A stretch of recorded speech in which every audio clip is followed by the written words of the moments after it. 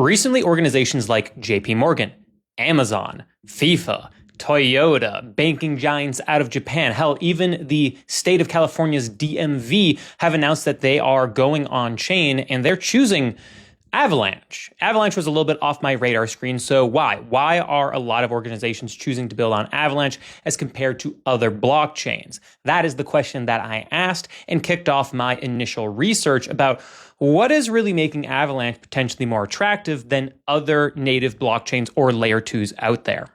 Now, what makes Avalanche attractive for businesses to want to build their own blockchain solutions off of is a part of Avalanche's architecture called Avalanche subnets. Now, this enables you to build your own customizable blockchain while still utilizing and taking advantage of a lot of the niceties that Avalanche is able to offer. And this isn't a unique offering in the space. Major competitors here include Cosmos with zones, Polygon with supernets, and also Polkadot's parachains, right? These are the closest competitors in the space to Avalanche's subnets. And so I started compiling together, when would you want to use one over the other if you are a enterprise looking to build your own blockchain solution?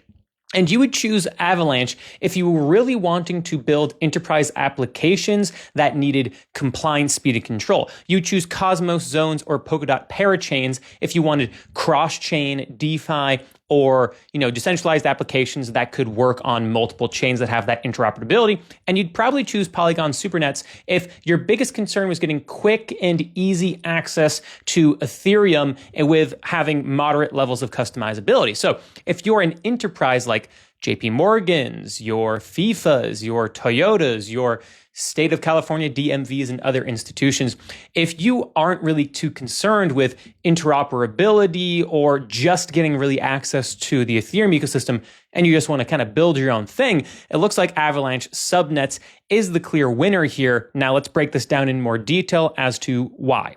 Now, when looking specifically at Avalanche versus Cosmos, Cosmos is a very popular solution out there for people to build blockchain solutions, again, with a focus on interoperability. So when we look at the major areas of what would make a best fit for Cosmos versus Avalanche, again, it just depends. Cosmos, really great for interoperability and the connecting of blockchains. Avalanche, really great if you have specific compliance needs and you want to build highly performative applications.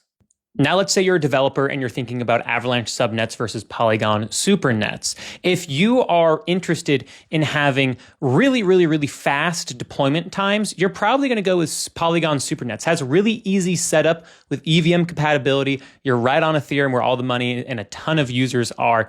At the same time, you do have some levels of customization, but you are limited there. However, if you have the time and the budget of a team to build Avalanche subnets, it does seem like a better place for you because you have full control over your validators, governance, and of course your compliance for enterprise-grade solutions.